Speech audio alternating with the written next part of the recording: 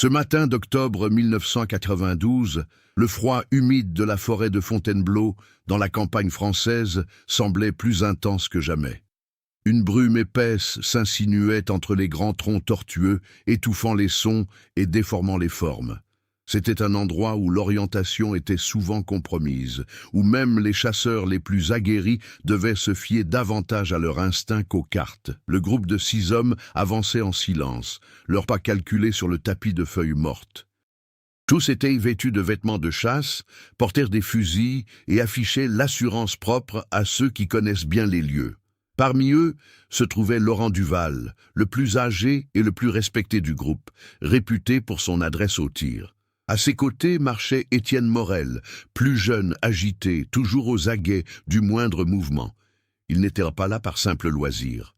On avait récemment signalé la présence d'un gros animal agressif rôdant dans la région qui s'en était pris la nuit à des troupeaux voisins. Le genre de menace qui mobilisait des chasseurs comme eux. Mais ce qui avait commencé comme une mission de routine prit dès le départ une tournure étrange.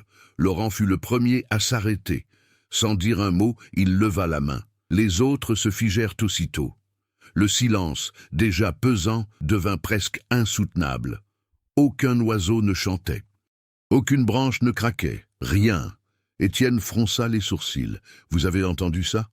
Laurent ne répondit pas. Il inclina simplement la tête, cherchant quelque chose qui semblait défier toute logique.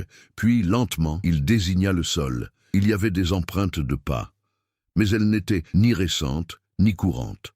Les marques étaient partiellement effacées par l'humidité, mais restaient suffisamment visibles pour être gênantes. Elles étaient trop profondes et étrangement espacées. Comme si quelque chose de très lourd était passé par là, quelque chose qui ne marchait pas comme un animal ordinaire. L'un des hommes, Philippe, tenta de détendre l'atmosphère. Ça doit être un gros cerf. On en a déjà vu un. Mais personne ne répondit. Laurent s'agenouilla et passa la main sur la marque. Ses yeux se plissèrent. Cela n'avait aucun sens. Sans prévenir, un son résonna dans la forêt. Un seul coup. Tout le monde s'est immédiatement retourné. Le son ne provenait d'aucun d'eux. Une autre photo, plus loin. Et puis, de nouveau le silence absolu. Étienne serra plus fort le fusil. « Il y a quelqu'un d'autre ici !» Laurent se leva lentement. Cela n'aurait pas dû arriver. Ils échangèrent un regard. La zone était isolée et le groupe s'en était assuré avant d'y pénétrer. Aucune autre équipe n'était censée se trouver à proximité. Pourtant, les tirs étaient clairs. Laurent a pris une décision rapide. Suivons le son. Personne n'a objecté. Le groupe changea de direction et avança désormais avec plus de prudence. Chaque pas semblait plus lourd que le précédent. La forêt, autrefois simplement dense, semblait maintenant les observer. Les minutes passèrent. Aucun autre son, jusqu'à ce qu'ils arrivent à une petite clairière. Et puis, ils se sont arrêtés. Au centre de l'espace ouvert, il y avait quelque chose par terre, un sac à dos, vieux, usé, recouvert de terre et de feuilles. Laurent s'approcha lentement, les yeux rivés sur l'objet. En se rapprochant, il remarqua quelque chose qui le figea sur place. Le sac à dos n'était là que depuis peu de temps. Elle y était depuis des années. Étienne déglutit difficilement. Ça n'a aucun sens. Laurent ouvrit prudemment le sac à dos. À l'intérieur, il trouva une gourde en métal rouillé, un morceau de corde, et quelque chose qui changea complètement son expression. Un badge, avec le nom gravé Henri Vautrin. Le silence qui suivit était sans précédent, parce que tout le monde là-bas connaissait ce nom. Henri faisait partie d'un groupe de chasseurs qui avait disparu dans cette même forêt, des mois auparavant, sans laisser de traces, sans explication. Laurent referma lentement son sac à dos. Son regard scruta la clairière, comme s'il s'attendait à voir quelque chose émerger de la brume. Mais il n'y avait rien, aucun signe de lutte. Personne. Rien. Juste ce sac à dos. Et le sentiment grandissant qu'il n'était pas seul. Le vent soufflait à travers les arbres, et pendant une brève seconde, Étienne jura avoir entendu quelque chose. Un murmure. Ou peut-être un écho. Laurent recula d'un pas. « Allons-nous-en d'ici. » Mais avant qu'il ne puisse bouger, Un troisième coup de feu retentit, beaucoup plus près. Et cette fois, il semblait que cela venait de l'intérieur même de la clairière. Les 6 hommes levèrent simultanément leurs fusils, se tournant dans différentes directions, essayant de localiser la source du bruit. Mais il n'y avait personne. Le brouillard ne se déplaçait que lentement, comme s'il cachait quelque chose, ou quelqu'un d'autre. À ce moment-là, quelque chose a changé. Ce n'était plus une chasse. Ils étaient devenus partie intégrante de quelque chose qu'ils ne comprenaient pas. Et, sans le savoir, il était déjà trop tard pour faire demi-tour. La forêt de Fontainebleau a toujours joui d'une réputation discrète auprès des habitants. Ce n'était pas seulement dû à sa taille ou à la densité inhabituelle de sa végétation, mais aussi aux histoires qui circulaient depuis des décennies. Des récits fragmentaires de personnes venues, reparties transformées, ou qui n'étaient tout simplement jamais revenues. Laurent connaissait ces histoires.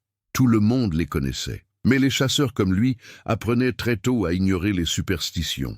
Pour lui, la forêt était un territoire, une stratégie, l'art de déchiffrer les signes, rien de plus, jusqu'à ce moment-là. Après le 3e coup de feu, le groupe se retira de la clairière sans un mot. La décision fut instinctive, presque animale. Ils se réorganisèrent rapidement, formant une ligne plus resserrée, aux aguets du moindre mouvement. Le silence n'était plus seulement une absence de bruit, mais une tension palpable. Tandis qu'il marchait, Étienne s'approcha de Laurent en baissant la voix. « Vous avez reconnu le nom, n'est-ce pas ?» Laurent a mis quelques secondes à répondre. « Je l'ai reconnu. » Henri Vautrin n'était pas un nom oublié dans les archives. Il avait participé à des chasses avec Laurent des années auparavant.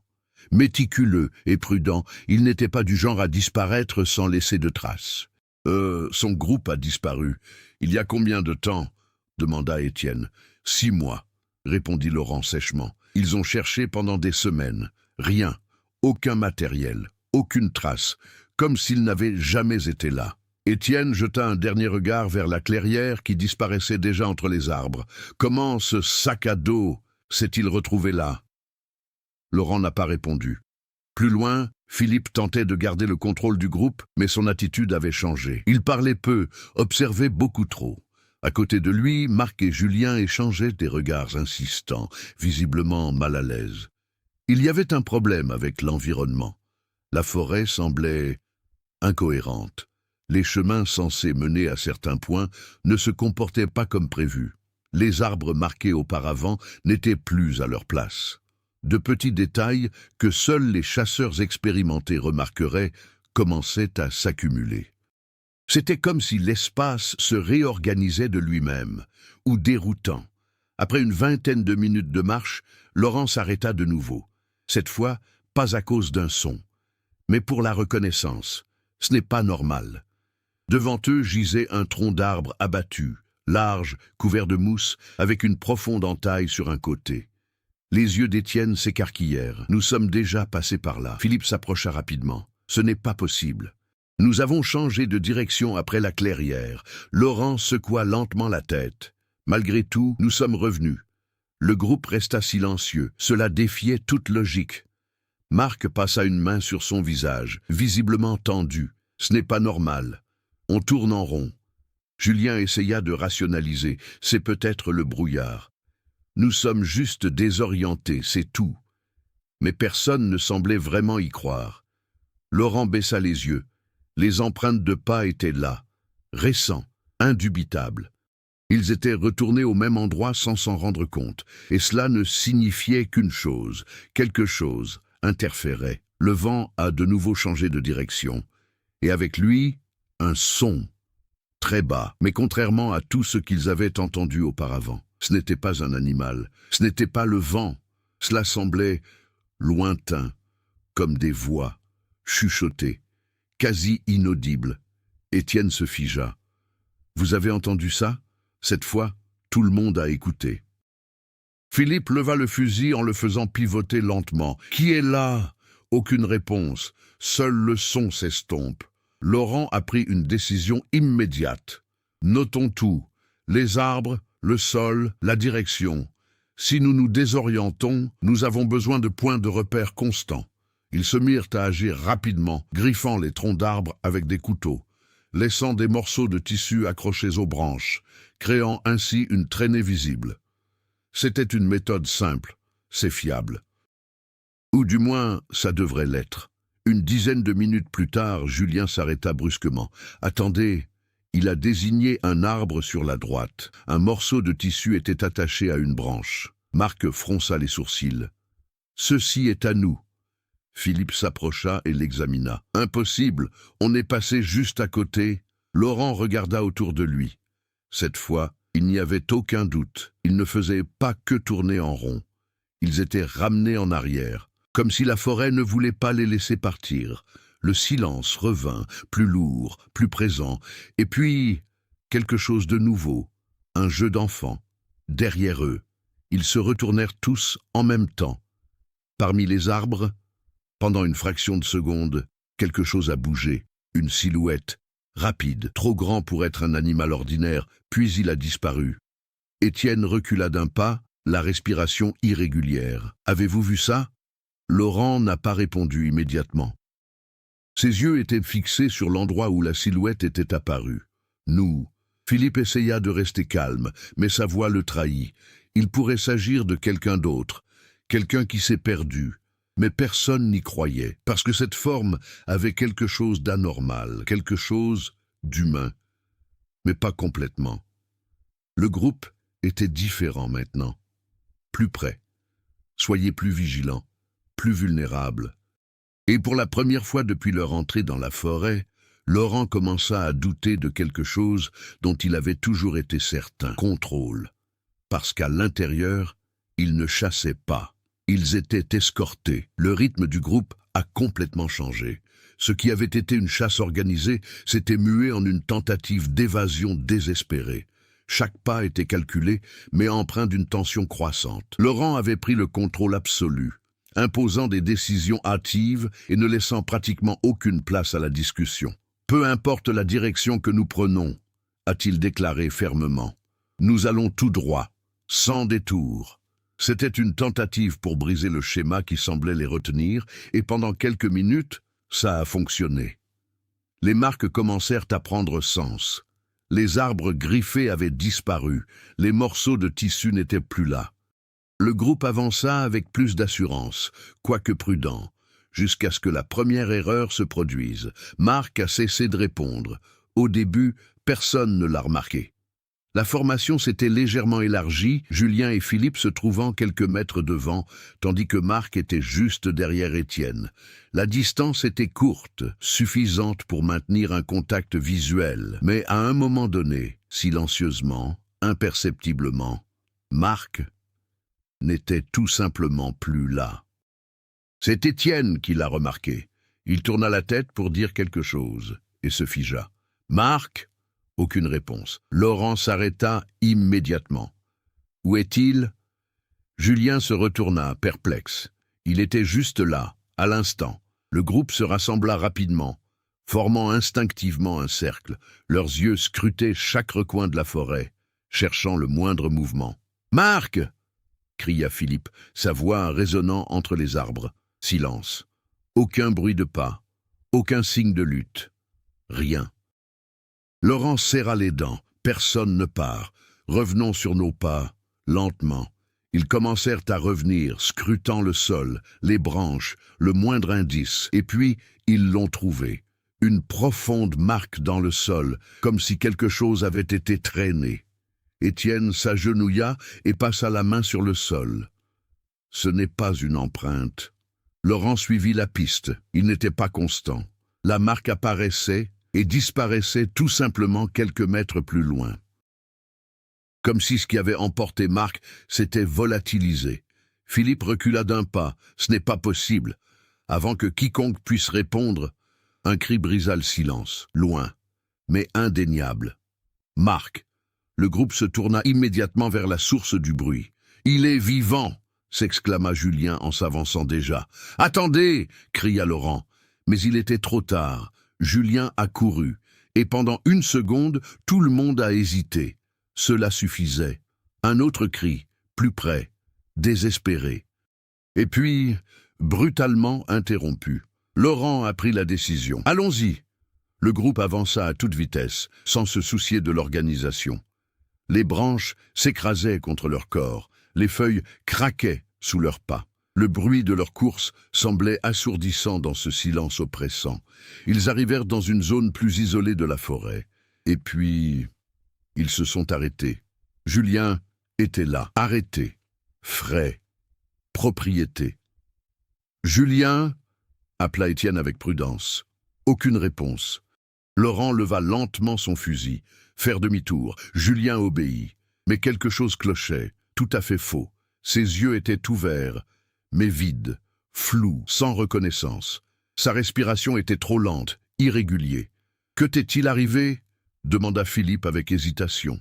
Julien a mis quelques secondes à répondre. Quand il parlait, sa voix ne ressemblait pas tout à fait à la sienne. Il est à l'écoute. Le groupe a échangé des regards. « Qui » demanda Étienne. Julien inclina légèrement la tête, comme si l'on écoutait quelque chose au loin. La forêt, le vent soufflait plus fort, et avec ça, ce son, à nouveau, les murmures. Cette fois, elles sont plus claires, plus près. Laurent fit un pas en avant. « Où est Marc » Julien cligna lentement des yeux. Et puis, elle a souri. Un doux sourire, inapproprié. Il n'est plus perdu. Le silence s'est abattu comme un poids. Philippe leva son fusil, visiblement secoué. « De quoi parles-tu » Son regard se porta lentement sur quelque chose derrière le groupe. Et un par un, tout le monde s'en est rendu compte. Il n'était pas seul. Parmi les arbres, il y a eu du mouvement. Ombre, multiple. Oh, arrêt. J'observe. Étienne sentit son corps se figer. Laurent. Mais Laurent l'avait déjà vu, et pour la première fois, son expression changea. Il n'y avait aucun doute. Ce n'était pas de la tension, c'était la peur. « Ne bouge pas », murmura-t-il. Les chiffres n'évoluaient pas, mais ils n'ont pas reculé non plus. Ils étaient juste là, comme s'ils s'y attendaient, comme si ils savaient déjà ce qui allait se passer. Et puis, un seul coup, photo prise par Philippe, le son résonna violemment. Une des ombres tomba, ou du moins, il semblait tomber, car dans l'instant d'après, elle n'était plus là. Et ce qui suivit ne fut pas le silence, c'était le chaos. Les chuchotements devinrent forts, confus chevauchements. Des bruits de pas se firent entendre de toutes parts. La forêt se referma sur eux. Julien se mit à rire, un son grave, continu, déconnecté de tout. Laurent attrapa Étienne par le bras. « Corps !» Et à ce moment-là, le groupe s'est séparé. Sans direction, sans stratégie, incontrôlable. La forêt n'était plus qu'un simple décor. Voilà. C'était ça le conflit. Et ils étaient au cœur de tout cela. La course était sans direction. Laurent tira Étienne à travers l'épaisse végétation, esquivant les troncs d'arbres, ignorant les branches qui lui lassaient le visage et déchiraient ses vêtements. Derrière eux, les bruits se multipliaient. Des pas qui n'étaient les leurs, des respirations sans rythme humain et des chuchotements. Désormais clairement organisés, ce n'était pas aléatoire. Ils étaient coordonnés, comme des voix qui communiquent entre elles. Après des minutes qui semblèrent des heures, Laurent s'arrêta enfin, plaquant Étienne contre le tronc d'un arbre épais. « Écoutez, » dit-il, essoufflé. Silence, complet, comme si rien ne s'était passé. Étienne regarda autour de lui, sa poitrine se soulevant et s'abaissant rapidement. « Ils ont disparu ?» Laurent ne répondit pas immédiatement. Son regard scrutait chaque détail, chaque ombre, chaque mouvement possible. « Non », a-t-il finalement dit. « Elles n'ont tout simplement plus besoin de les poursuivre. » La phrase planait dans l'air, lourd, sans explication. Pendant ce temps, à quelques mètres de là, Philippe avançait seul. Son visage était pâle, ses yeux écarquillés, le fusil tremblait dans ses mains. Il appelait Marc, Julien, n'importe qui, mais la forêt ne donna aucune réponse. De simples échos déformés. « Ce n'est pas réel », murmura-t-elle, essayant de s'en convaincre. Puis il vit quelque chose, une marque sur un arbre. Ce n'était pas l'un de ceux qu'ils avaient fabriqués. Il était plus vieux, profond et familier. Philippe s'approcha lentement. Il passa ses doigts sur la coupure. Et puis il a compris. C'était une initiale. HV, Henri Vautrin. Le même nom que le sac à dos. Mais cela n'avait pas de sens. La marque paraissait trop récente pour quelque chose qui avait été réalisé 6 mois auparavant. Philippe recula d'un pas. Et puis, il a entendu. « Philippe ?» La voix venait de derrière. Il se retourna immédiatement. « Marc ?» Personne, juste des arbres. Respiration rapide. « Je suis là, plus près, plus clair. » Philippe se mit à tourner lentement sur lui-même, essayant de localiser la source. « Arrête de plaisanter. » Silence. Alors, un claquement de doigts à votre gauche. Il se retourna. Et voilà. Marc, arrêté. Entre 2 arbres. Propriété, mais différent. Son corps était là, mais quelque chose dans sa posture, la façon dont il restait immobile, ne semblait pas naturelle. « Marc !» dit Philippe, la voix tremblante. Marc n'a pas répondu. Je regardais simplement. Du moins, c'est ce qu'il semblait. Philippe s'avança. « Où étiez-vous? Que s'est-il passé ?» Silence. Puis Marc leva lentement le bras, et il a pointé du doigt, derrière Philippe. « Non !» murmura-t-il. Philippe se figea. Son corps tout entier a réagi avant même que son esprit puisse comprendre. Il se retourna lentement, et ce qu'il a vu a anéanti toute tentative de rationalisation. Parmi les arbres, des dizaines de silhouettes. Arrêt. J'observe. Mais maintenant, plus près, beaucoup plus près. Et puis, alors qu'il se retournait, Marc n'était plus là. De retour avec Laurent et Étienne, l'atmosphère était différente, plus dense, plus conscient. « Ce n'est pas simplement une désorientation, » dit Étienne. « Quelque chose la contrôle. » Laurent acquiesça. « Et ça nous déchire. » Étienne déglutit difficilement. « Comme si j'avais le choix. » Laurent le regarda droit dans les yeux. Ou des tests. Le silence entre les deux fut rompu par un bruit inattendu. Un clic métallique. Ils réagirent tous deux immédiatement, levant leurs fusils. Mais le bruit ne venait pas de l'extérieur. Ça venait de la poche de Laurent. Il fronça les sourcils, perplexe, et sortit un petit objet. Un enregistreur portable, vieux, qu'elle ne lui appartenait pas. Les yeux d'Étienne s'écarquillèrent. D'où cela vient-il? Laurent n'a pas répondu. Il a simplement appuyé sur le bouton, un sifflement, et puis un enregistrement. Voix, vieux, déformé. Si quelqu'un trouve ceci, ne suivez pas les sons, ne répondez pas. Sa voix tremblait, mais reconnaissable. Henri Vautrin. Elle apprend, imite, nous utilise. Le son s'est coupé pendant une seconde, et il est revenu, très urgent. Ne la regardez pas directement, ne la laissez pas faire. Statique. Silence. L'enregistreur s'est éteint tout seul. Étienne resta immobile. Laurent serra l'objet très fort. Son regard avait changé. Pas seulement attentif, mais comprendre quelque chose. Il ne s'agit pas seulement de la forêt. Le vent souffla de nouveau, mais cette fois, j'ai apporté quelque chose. Un son. Familier. À vaut d'Étienne. Laurent... Mais Étienne était à ses côtés. Ils se regardèrent lentement. Et puis, ils l'ont entendu à nouveau. La même voix. Plus loin. Appel. Laurent. Étienne recula d'un pas. Ce n'était pas moi. Laurent leva son fusil et le pointa dans la direction du bruit, mais sa main hésita. Grâce à votre voix, c'était parfait, identique, impeccable. Et à ce moment-là, une vérité commença à se dessiner. Ils n'avaient pas simplement affaire à quelque chose qui les observait, mais avec quelque chose qu'ils savaient. Qui les a copiés, qui les a manipulés de l'intérieur. Et à mesure que le groupe continuait de se fragmenter, une chose est devenue claire.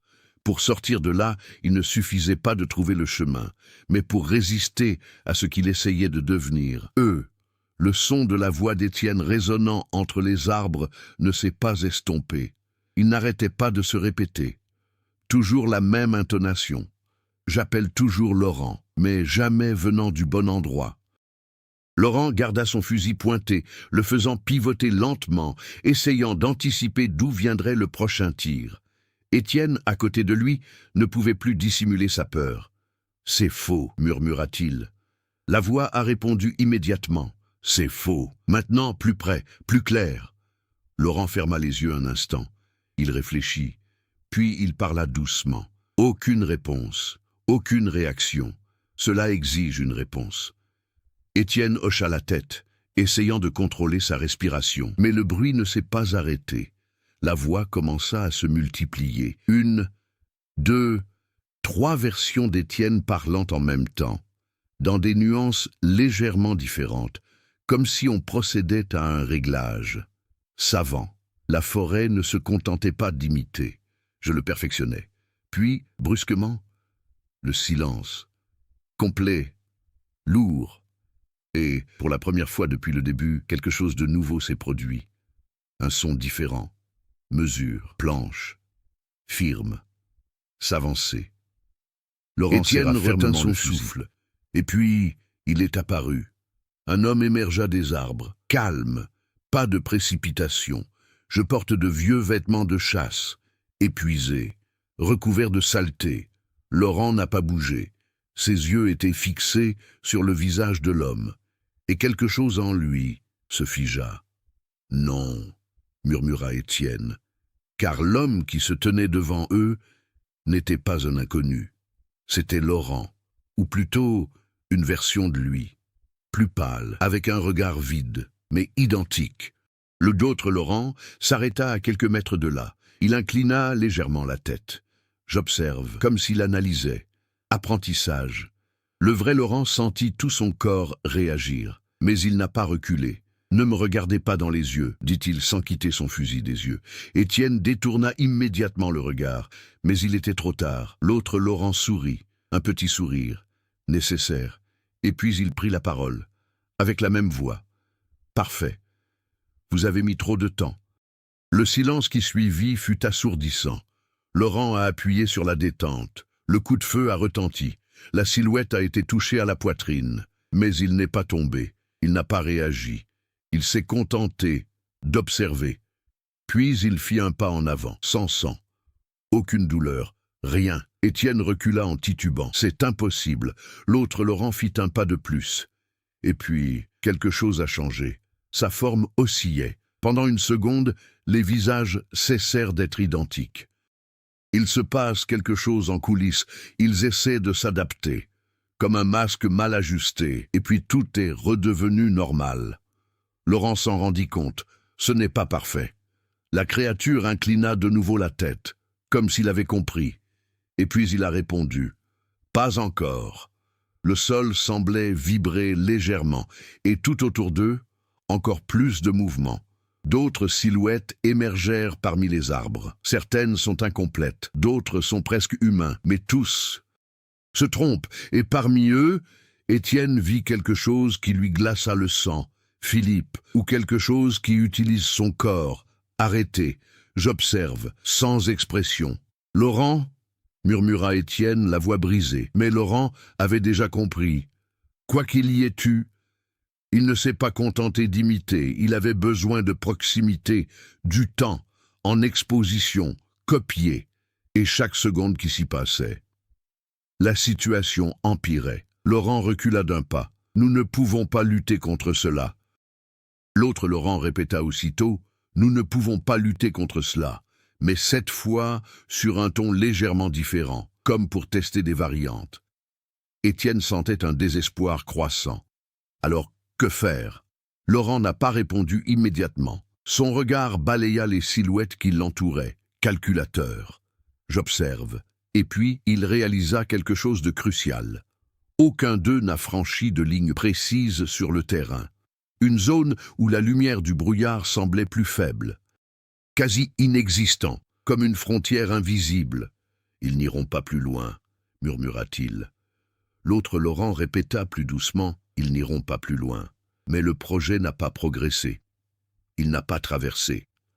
Laurent recula d'un pas, et il entraîna Étienne avec lui. Lentement, sans tourner le dos. Les chiffres sont restés inchangés. J'observe, en attendant. Mais ils n'ont pas franchi cette ligne. Et, pour la première fois, il y avait une règle, une limitation, une erreur. Mais ce soulagement fut de courte durée, parce que derrière eux, un nouveau son, un coup de feu très proche. Laurent détourna partiellement le visage, et il vit un autre homme, seul, confus, pointer une arme, porter des vêtements modernes. Il ne faisait pas partie du groupe, c'était quelqu'un qui ne venait pas de la région. Et avant que Laurent puisse réagir, l'homme a crié « Je vous ai enfin trouvé !» Étienne se figea. Non. Laurent ferma les yeux un instant. Parce qu'il a compris immédiatement, 22 ans plus tard, quelqu'un était retourné dans cette forêt, et il venait de franchir exactement la ligne, celle qu'il n'avait pas le droit de franchir, et les chiffres, ils ont déménagé en même temps. Rapide, élection directe, comme s'il s'y attendait, comme si c'était ça, l'élément déclencheur. Le tournant n'était pas seulement une question de survie. Il s'agissait de réaliser que le temps n'était pas figé. J'attendais. Et maintenant, j'ai eu une nouvelle opportunité. Le coup de feu résonnait encore quand tout s'est produit en même temps. Les chiffres ont progressé, sans hésitation. Aucun bruit de course, juste du mouvement, trop rapide, trop direct. L'homme qui venait d'apparaître, désorienté, respirant bruyamment, eut à peine le temps de réagir.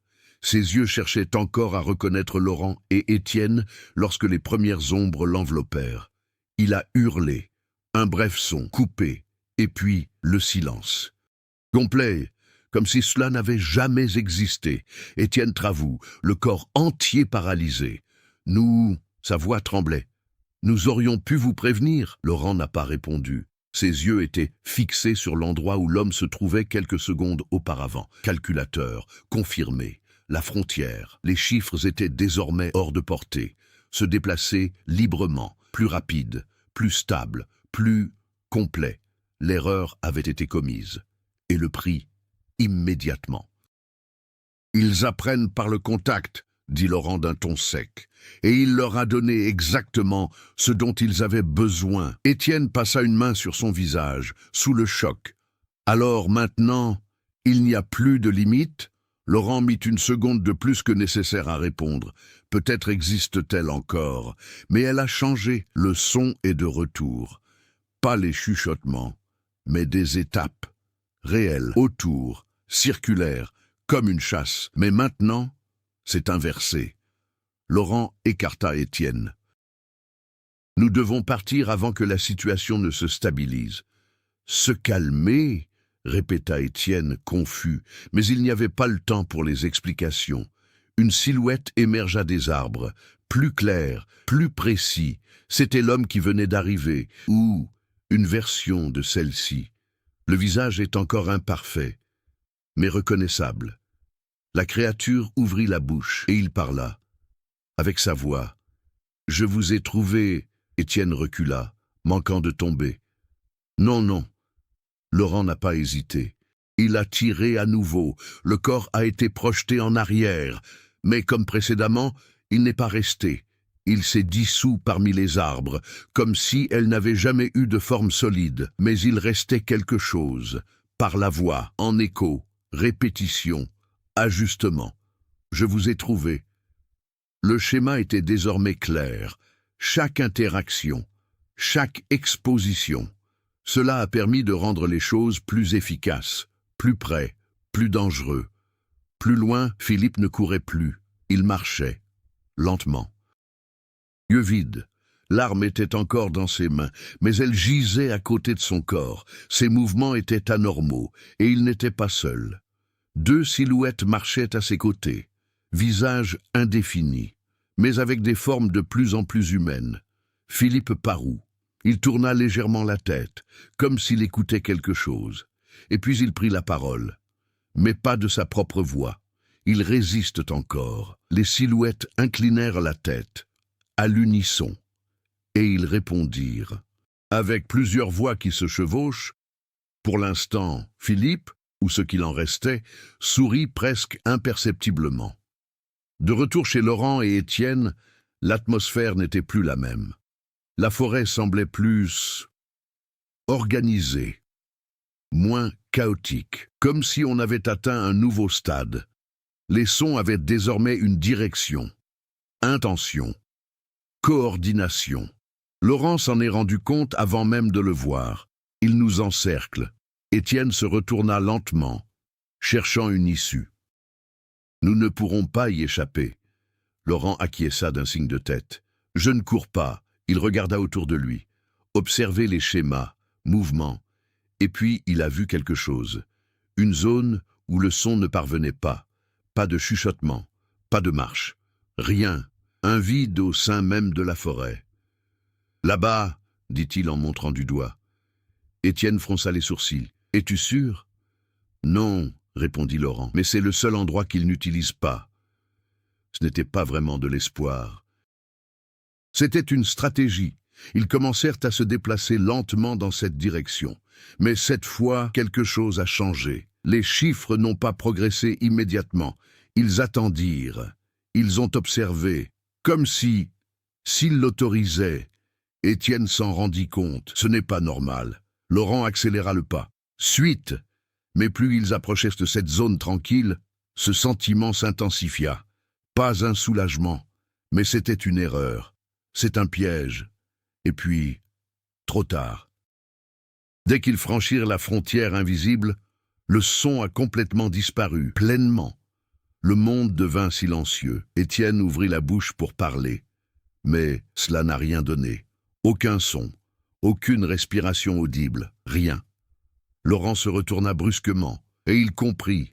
Ils n'avaient pas trouvé de refuge. Ils étaient entrés, pas au centre, et autour d'eux, les silhouettes commencèrent à réapparaître.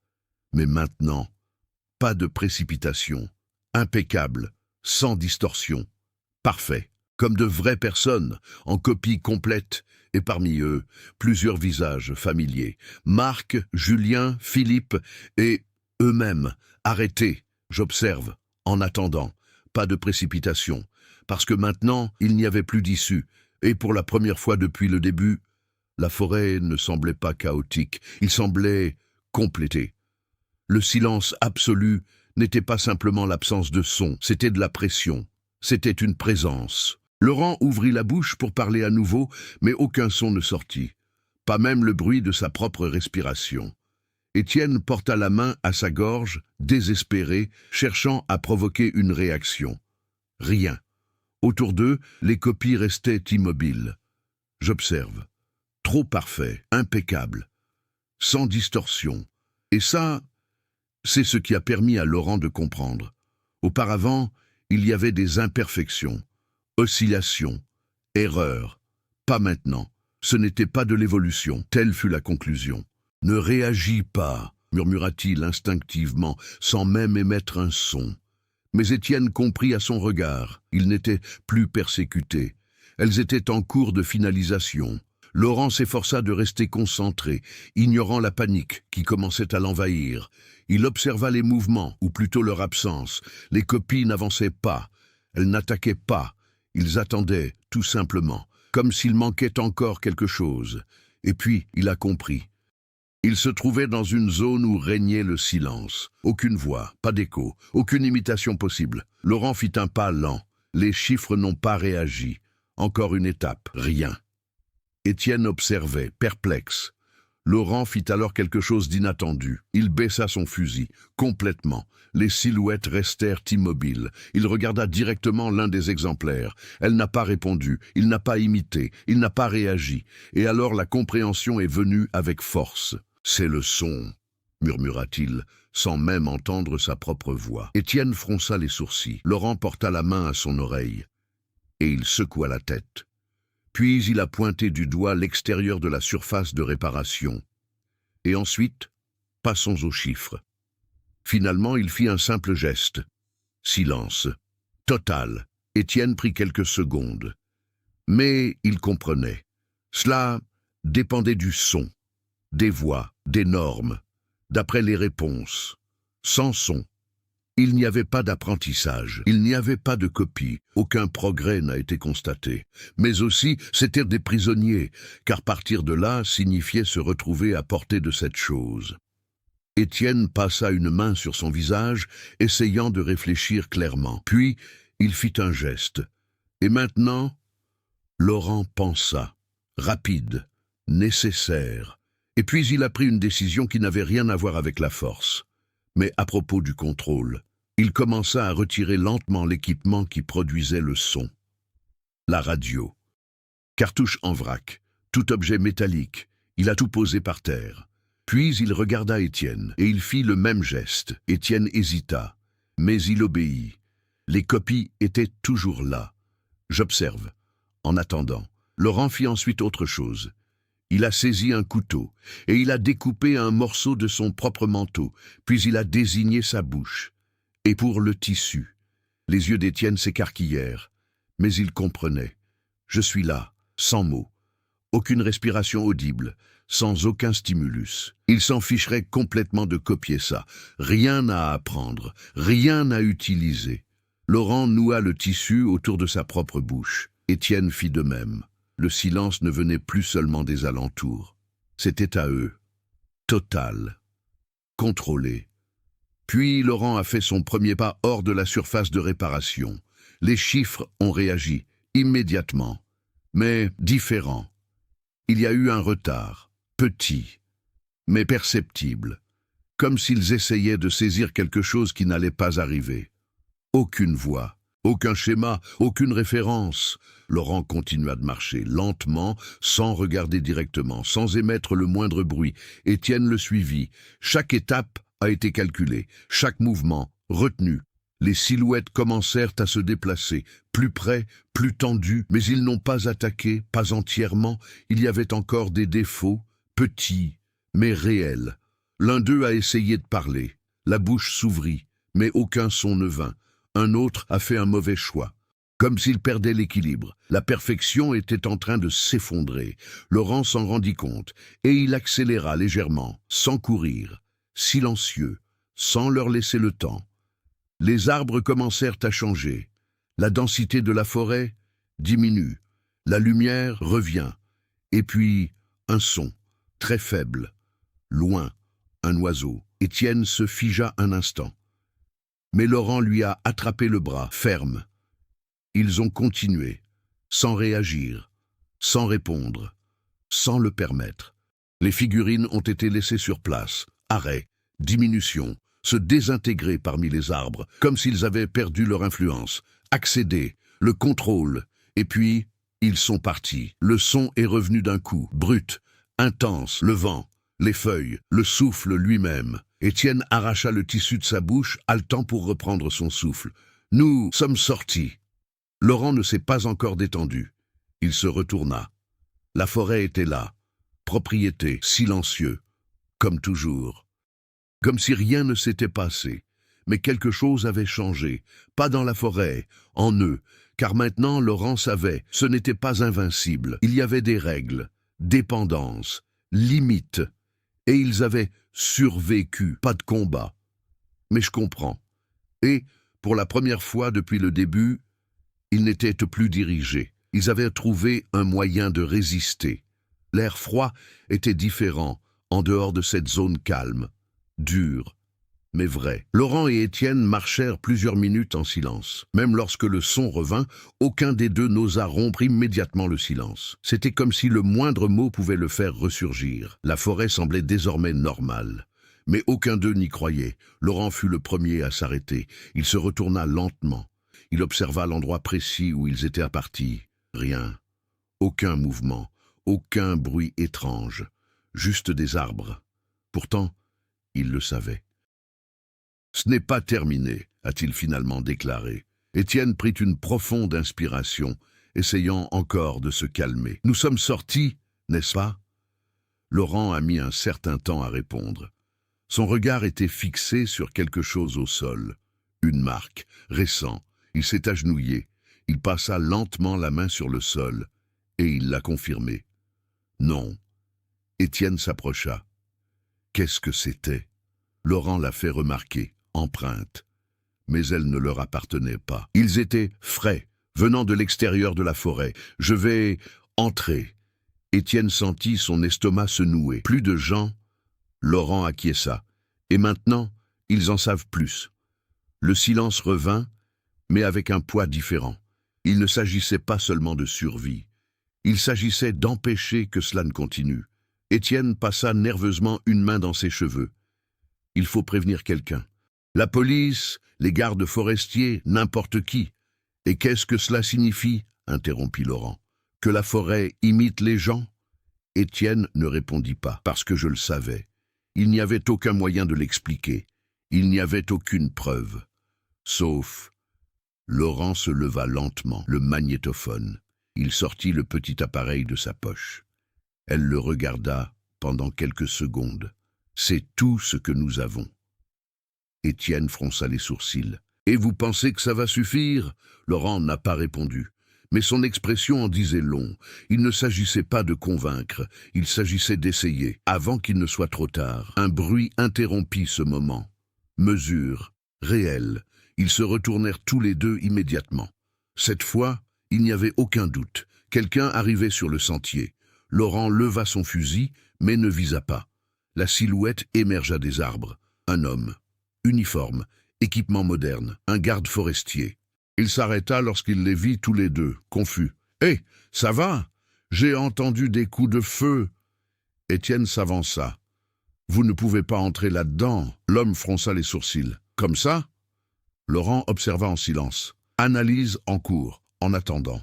« Il y a quelque chose là-dedans, » poursuivit Étienne. « Ce n'est pas sûr. » Le garde laissa échapper un petit rire incrédule. « Je travaille ici depuis des années. Je sais exactement ce qu'il y a dans cette forêt. » Laurent fit un pas en avant. « Alors, écoutez attentivement. » Son ton fit hésiter l'homme. Pendant une seconde. « Ce que tu crois savoir n'a aucune importance, » poursuivit Laurent. « Cela n'a aucune importance. » Le garde croisa les bras, méfiant. « Vous êtes armé. Vous tirez dans la forêt. Et maintenant, vous voulez me dire ce que je dois faire. » Silence. Tension. Et puis, un son. Faible. Venant de l'intérieur de la forêt. La voix du garde lui-même. « Salut, ça va ?» L'homme se figea. Ses yeux s'écarquillèrent lentement. « Qu'à c'était quoi ?» Étienne recula. « Maintenant vous comprenez. » La voix se répéta. Plus claire, plus près. Parfait. J'ai entendu des coups de feu. Le garde recula d'un pas, instinctif. Mais il était trop tard. Laurent l'a vu en premier. Mouvement parmi les arbres. Une figure. Je pars lentement, identique au garde. Les mêmes vêtements, même visage, même apparence, mais vide. Le véritable garde s'est figé. Ceci n'est pas possible. La copie inclina la tête. J'observe. Apprentissage. Et puis, il prit la parole. Je travaille ici depuis des années. L'intonation était presque parfaite. Presque. Laurent leva son fusil, mais il n'a pas tiré, parce que maintenant, il le savait. Ça ne fait aucun bruit, a-t-il affirmé fermement. Étienne se tut aussitôt. Le garde était encore sous le choc. « Silence !» murmura Étienne. Mais l'erreur était déjà commise. La copie a progressé, plus stable, plus précis. Puis une autre silhouette apparut derrière elle, et un autre, et un autre. Le schéma se répétait, trop rapide. Laurent recula lentement, tirait Étienne, mais le garde ne bougea pas, ses yeux fixés sur son propre exemplaire, hypnotisé. « Ne le regardez pas !» tenta Étienne. Trop tard. La copie sourit, et il avança. Le garde a crié, un bruit fort, incontrôlé, exactement ce qu'il fallait. Les autres personnages se sont mis en mouvement immédiatement. Laurent ferma les yeux un instant. C'est terminé maintenant, mais pas au sens de la défaite. Au sens de la prise de décision. Il ouvrit les yeux, et pour la première fois, il n'a pas reculé. Cette fois, nous ne fuirons pas. Étienne le regarda, surpris. Quoi? Laurent serra fermement l'enregistreur. Nous allons y mettre un terme. Les bruits de la forêt se firent plus forts. Les voix se multiplièrent. Les copies se rapprochaient, plus rapides, plus complets, plus dangereux. Et Laurent a finalement compris. Survivre ne suffisait pas. Tant que cela existait, il y en aurait toujours un autre groupe, encore une erreur, une autre disparition. Il plongea son regard au cœur de la forêt, là où tout semblait avoir commencé, et il a pris sa décision. Parfois, aux gens. Le point culminant ne serait pas l'évasion, ce serait une confrontation, et cette fois, il savait exactement contre quoi il se battait. Laurent n'a pas attendu. Il fit demi-tour et retourna dans la forêt, sans hésitation, sans regarder en arrière. Étienne resta immobile un instant, le bruit des copies se multipliant derrière lui, le cri du garde étouffé par la végétation. Puis il se mit à courir après eux. Cette fois-ci, il n'y avait pas de formation, il n'y avait pas de stratégie d'évasion. La direction était singulière, le centre, le point où régnait le silence, d'où cela semblait provenir. Laurent avançait avec précision, insensible aux bruits environnants. Il ne réagissait plus aux voix, aux pas, aux imitations parfaites. Chaque appel, chaque cri, chaque tentative de distraction était ignoré, car maintenant il comprenait le schéma. Il fallait une réponse, et il a refusé de me le donner. Étienne essayait de suivre le rythme, respirant bruyamment, luttant contre l'envie de se retourner pour reconnaître chaque son qu'il reconnaissait, sa propre voix, celle de Laurent, les voix de ceux qui ne devraient plus être là. Mais il a continué, sans parler, sans réagir, sans céder. Les arbres ont recommencé à se refermer, la lumière s'est atténuée, et les sons se rapprochèrent, plus insistants, plus agressifs. Mais ensuite, ils se sont arrêtés, soudainement, comme avant. La limite, la zone sans son. Laurent est entré le premier, et le monde se tut, pleinement. Étienne entra juste après, et il ressentit à nouveau ce vide absolu. Mais cette fois, ce n'était pas du désespoir, c'était le point central. Autour d'eux, rien. Pas de copie, aucun mouvement. Le silence seulement. Laurent se dirigea vers le centre exact de la zone. Ça s'est arrêté, et puis, ça a commencé. Il sortit l'enregistreur de sa poche. Il l'a posé par terre, et il regarda Étienne. Un geste simple. Maintenant. Étienne comprit. Même sans connaître le plan complet exactement, Laurent ramassa le pistolet. Et il a tiré. Le son a explosé dans le silence, violent, brut, déplacé. Et pendant une seconde, il ne s'est rien passé. Mais ensuite, il est venu. Les abords de la zone se mirent à trembler. Comme une surface qui se brise. Des copies sont apparues, entrée interdite, mais on me tirait dessus. Comme si le son avait ouvert quelque chose, comme si elle avait été forcée de réagir. Les silhouettes apparurent tout autour, mais pas parfaits, instables, fluctuants, défauts, comme s'ils ne pouvaient pas se contenir dans cet espace. Laurent désigna l'enregistreur. Étienne comprit immédiatement. Il a couru vers l'appareil, il a appelé. L'enregistrement a commencé. Une voix de Henri Vautrin écoute. Ne suivez pas les sons, ne répondez pas. Dans le silence, c'était différent. C'était un intrus, c'était un conflit. Les figurines commencèrent à réagir, se déplacer de manière désorganisée. J'essaie d'imiter, mais en échec. Les voix étaient déformées, chevauchements, ravines. Laurent a tiré à nouveau. Un autre son, une autre rupture. D'autres chiffres ont été publiés, plus instables, encore plus faux, comme s'ils étaient poussés au-delà de leurs limites. Étienne augmenta le volume de la flûte à bec. Le son a commencé à se couper, répéter, couper. Elle apprend, imite, nous utilise les mots, résonnait de façon irrégulière, créer du bruit, confusion, surcharge. Les copies ont commencé à entrer en collision, l'un l'autre, avec l'environnement. Certains tombaient, d'autres, tout simplement, se sont effondrés. Laurent fit un pas en avant, pour la première fois, directement contre eux, sans peur, parce que maintenant, il pouvait voir. Il ne s'agissait pas d'une entité unique. C'était un système, dépendant, limité, et ils étaient en train de le casser. Un autre coup de feu a été tiré, plus de son. Un autre échec.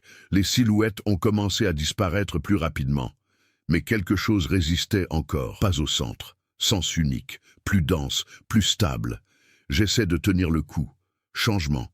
Visages alternés. Laurent, Étienne, Philippe, le garde. Tous, mixtes, instables. Mais les cadeaux.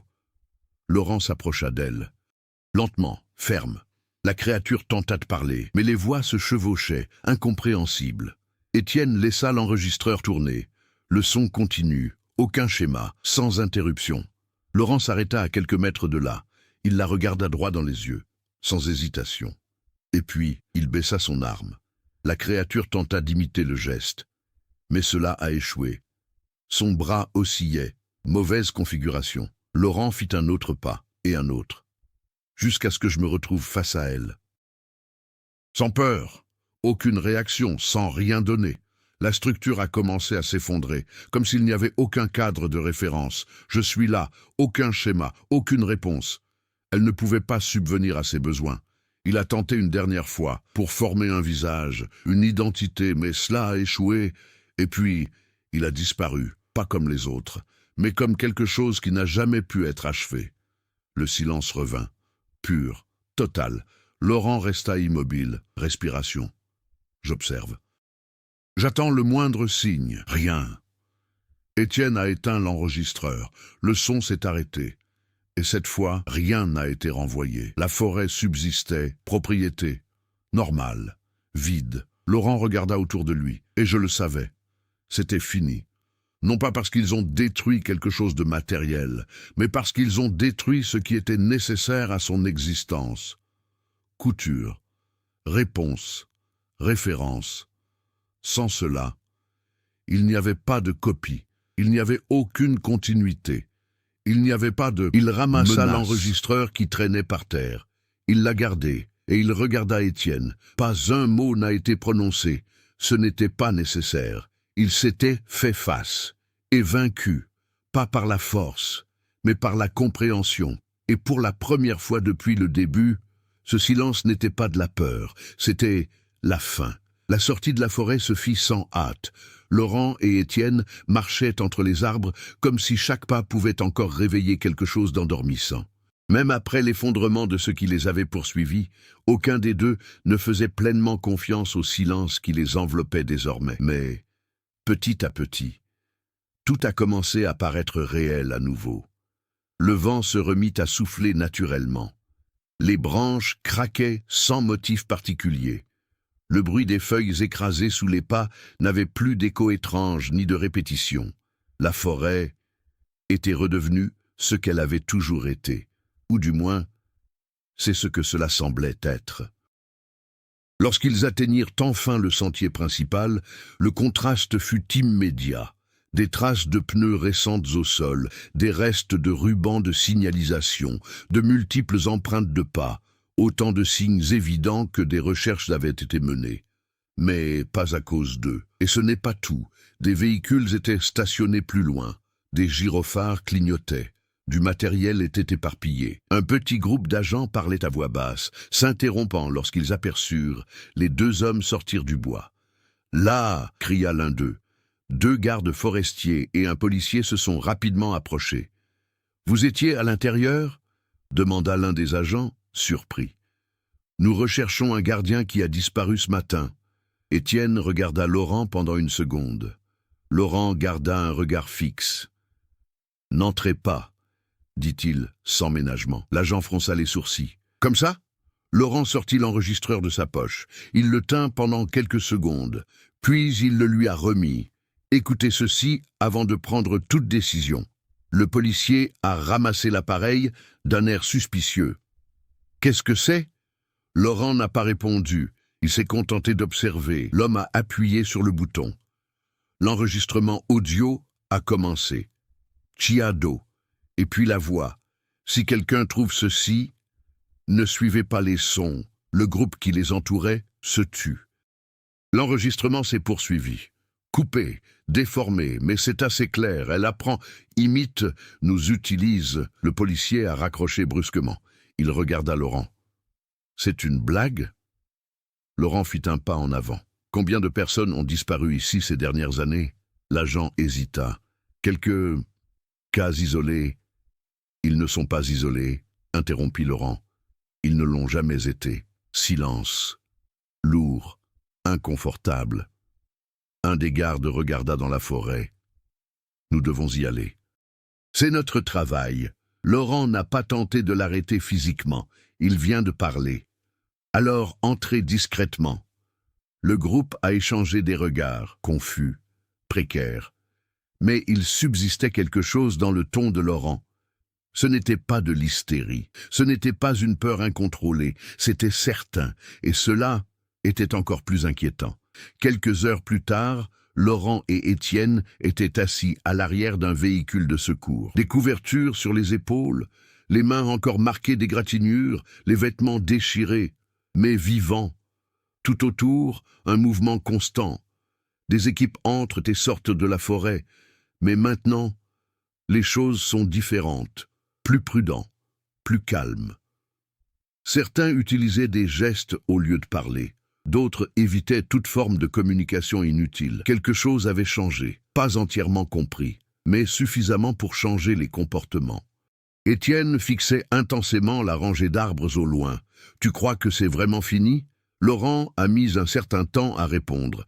Leurs yeux étaient fixés sur le même point. « Ceci n'existerait pas sans nous. » Étienne fronça les sourcils. « Comme ça ?» Laurent prit une profonde inspiration. « Elle n'a pas de forme propre. Elle n'a pas de voix propre. Elle n'a pas d'intention, pas de point de repère. » Il fit une pause. « Nous ne l'avons pas détruit. Nous avons supprimé ce qui le maintenait en vie. » Étienne absorba cela en silence. « Alors, peux-tu revenir ?» Laurent n'a pas répondu immédiatement. Et cela était une réponse suffisante. Quelques jours plus tard, la forêt était partiellement isolée. Officieusement, aucune déclaration publique n'a détaillé ce qui s'était passé. Seules de vagues mentions de conditions dangereuses et d'enquêtes en cours. Mais en interne, des règles ont été créées. Les protocoles ont été modifiés. Petit groupe d'entrée, communication limitée, le silence est précieux. L'enregistreur a disparu. Aucun document officiel, aucun rapport public. Mais Laurent le savait. Quelqu'un a entendu, quelqu'un a compris, ou du moins, il a essayé. Des mois ont passé. Aucune nouvelle disparition, aucun signalement étrange. Rien. La forêt redevint une simple forêt. Visitée. J'ai voyagé.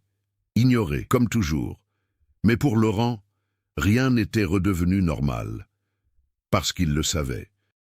Ce n'était pas une créature.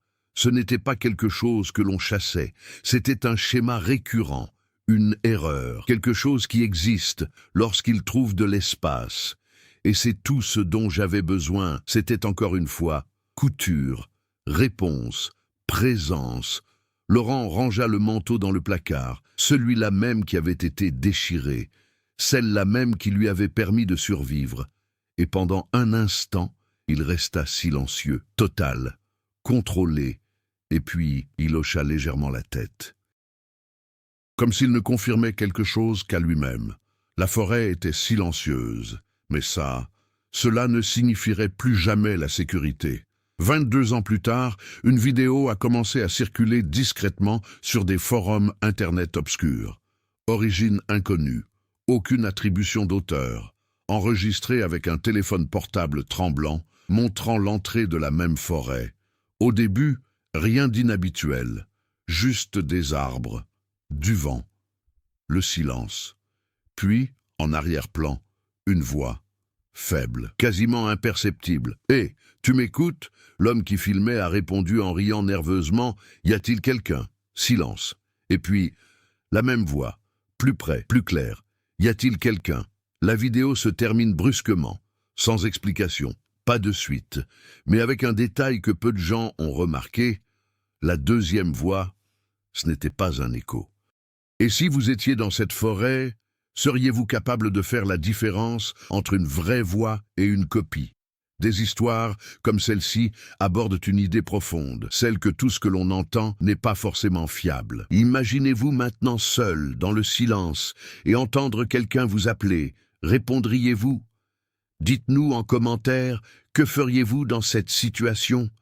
Et plus important encore, pourriez-vous garder le silence, sachant que c'est peut-être votre seule chance de survie? Si cette histoire vous a captivé jusqu'au bout, n'oubliez pas de la liker, de la partager avec quelqu'un qui aime les mystères et de vous abonner à la chaîne pour ne pas manquer les prochaines histoires. Car parfois, le danger ne réside pas dans ce que l'on voit, mais pas qu'il apprenne à vous imiter.